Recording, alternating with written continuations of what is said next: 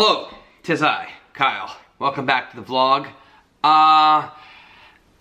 You've got some Q's and I've got some A's. This is Q and A. Trust me, they don't wanna know. I could go full beast mode. You really need some help.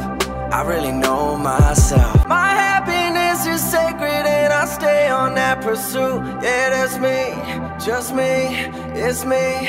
That's all I've been. Yeah. That's what I am. That's what I am. That's what I am. So basically I had a question, come across my phone, but mere hours ago on this Monday. And you guys, this one gets me fired up. It gets me right here in the chest. Gets my heart going. You know, it's one of those questions, one of those cues that, okay, so as an educator, as a teacher, as a molder of minds, changer of lives, I have two main pillars. Like I have two, I'm like an advocate for two things. I feel like we can, you know, you can be an advocate for so many things in your life, but my one thing is advocating for small group instruction. I'll do videos on that. But the other one that I advocate for is teacher wellness and mental health, because nobody else talks about it. Like no PD, I've never had a PD about how to get through the year and the grind, and it just doesn't get talked about near enough. And so that's my other thing, like helping teachers balance work and life, and that kind of thing. So I had this question flash upon my screen, and it was something to the effect of, because I had mentioned getting out of school, staying, like kids are gone at 3 and I stay till 3:30, give or take. And someone said, how in the world do you get out at 3:30? I stay till 6 o'clock every night grading and marking and planning. And how I will respond to that is, this is for anybody, okay? This is for anybody. And this is not to sound like rude or condescending. This is just objective, in my humble opinion. If you're staying till 6 p.m. every single night, grading and planning, you're doing something horribly wrong. You're doing something wrong. You're doing something wrong. Like, you're not supposed to be there till 6. Like, there's obvious, there's circumstances in which that might happen from time to time. Grading periods coming up, you got some extra work to do. But if you are actively always staying that late, there's something that you are doing wrong. And the reason why I say you are doing wrong is because you're something, like, ask around, ask your colleagues. Unless everybody at your school is staying that late, then I never want to work there. Like, how we develop our lessons and our grading systems and all that, we can, you know, work. It's about working hard, like smarter, not harder. So, like,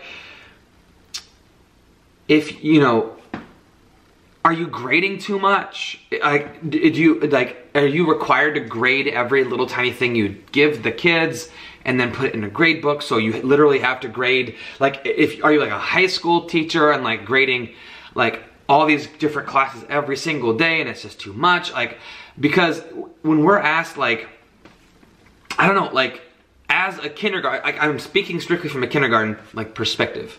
It's what I know, and for me it's a little different.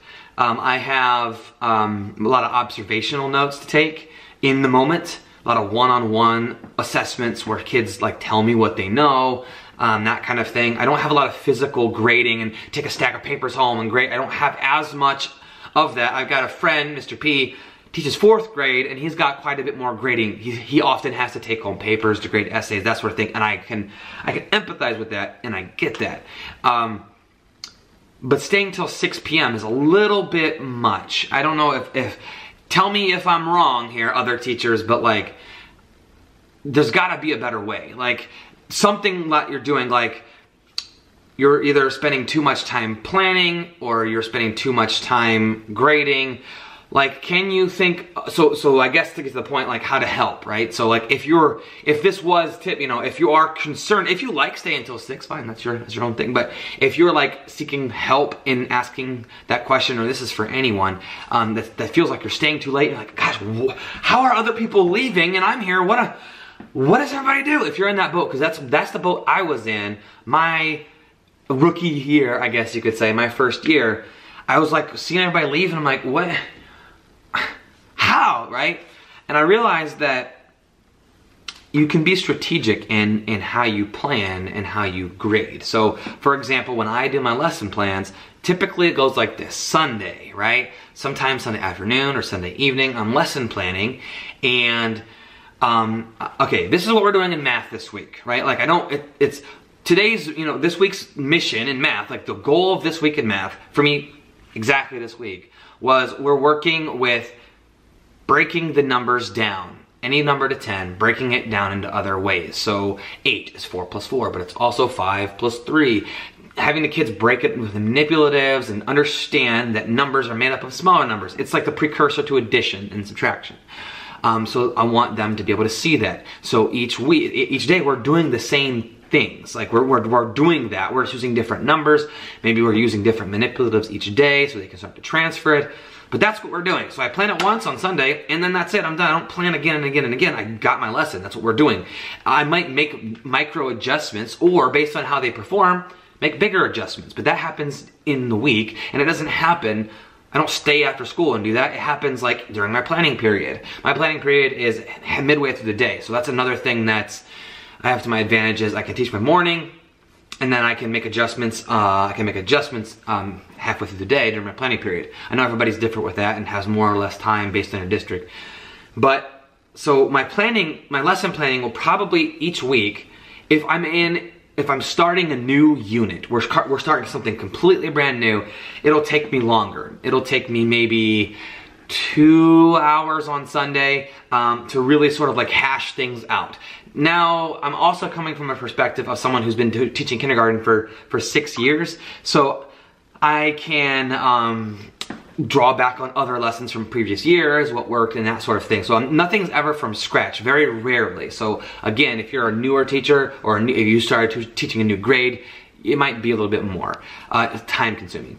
But if I'm in the middle of a unit, we're like, for example, we're running that lesson all week this week, next week we'll probably be doing something similar. It will take me less time, maybe an hour and a half, maybe a little bit over an hour to do my lesson plans and to sort of think it through. But then each day I do a little bit of planning as well, but that happens during my planning period. I don't do that after school. I'm not staying after school and doing all my lesson plans. It's like it's something that happens once a week with micro adjustments. As far as grading is concerned, I'll give you a little tip. You may know about this, you may do it yourself. This is for the person that commented or anybody. Formative assessment. So,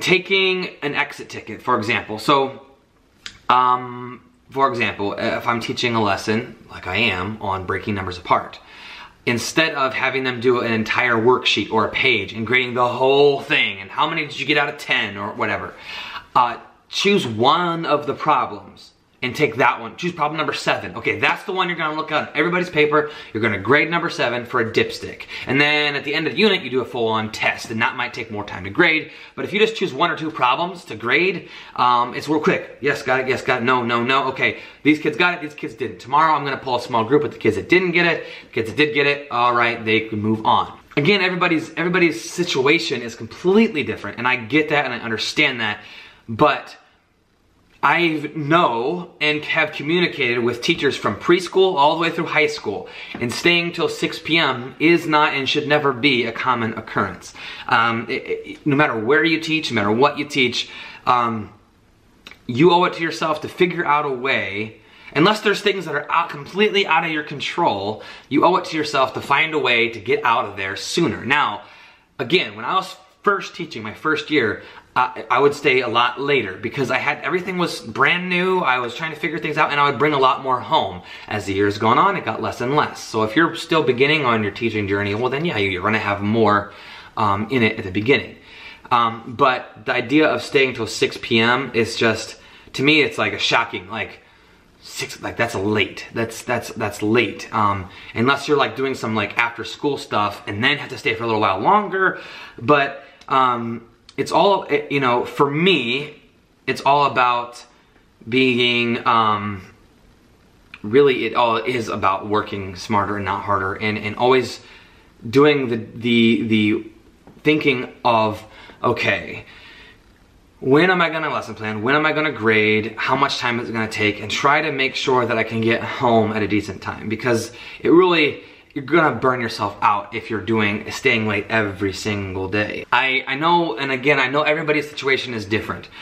But when I hear teachers talk about, oh, I'm at school till 5:30, 6 o'clock every day, and I come in every Saturday, and this and that and the other thing, I don't know your situation at all.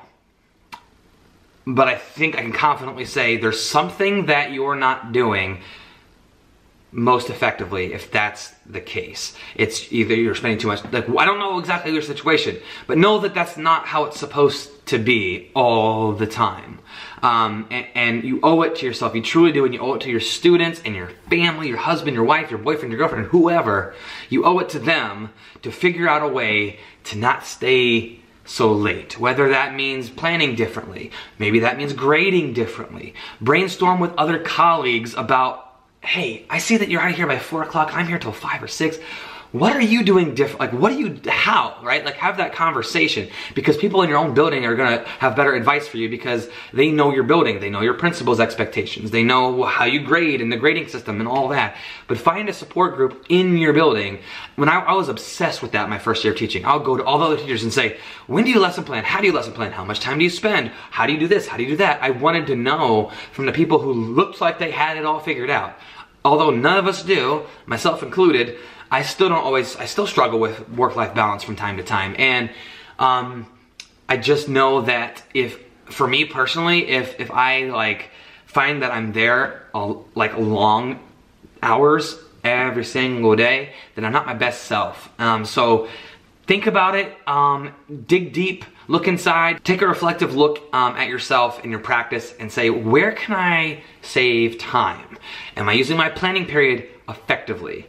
I'm guilty of spending 20 minutes of my planning period checking my email, checking my Instagram, and I don't need to do that. Like, I need to put my phone away and plan. Like, I could save some time. Are you spending too much time socializing? Are you eating in the teacher's lounge every day and spending too much time just like out of your classroom? Like, where can you gain time so that you can get out at a decent time and a time that you're comfortable with? Another tip that I'll give, the closing tip, is my mentor teacher my first year told me this. She got to school super early, like 6 o'clock. School didn't start till like 8:45 at that school that I taught at. And I said, why? I said, why do you get here so early? She said, nobody misses me in the, she had two kids. Nobody misses me in the morning. My kids get up, my husband gets them ready for school, they go to school.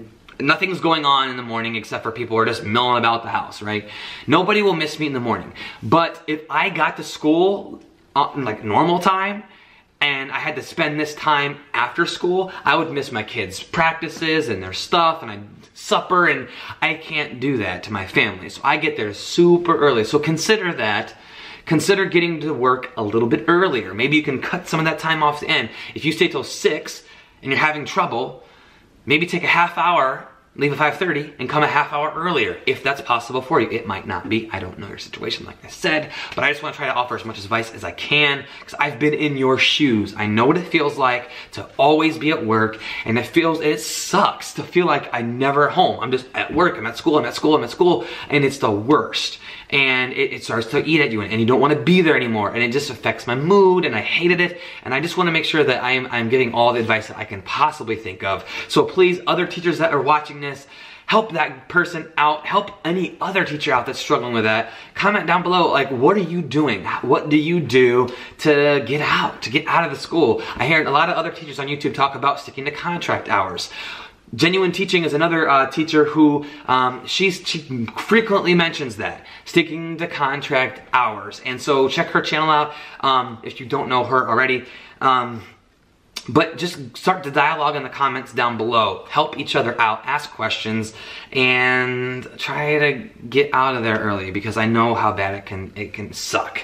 So, with that being said, that's the question and that's the answer. Hopefully I answered it, and hopefully I didn't come off like, this is what you need to do for sure, and it's like, I don't know everything, and I often struggle with it as well, but I just wanted to let you know what has worked for me in the past, and it's kind of one of my like little passions is helping teachers figure this kind of stuff out, so it gets me kind of fired up. So again, I don't want to sound like a know-it-all or like I have it all put together, because I certainly don't. But I get excited about this topic because it doesn't get talked about enough. So anyway, thanks for watching, and I'll see you guys tomorrow. Find your gift, share it with the world, and remember, you are worth it. See you tomorrow.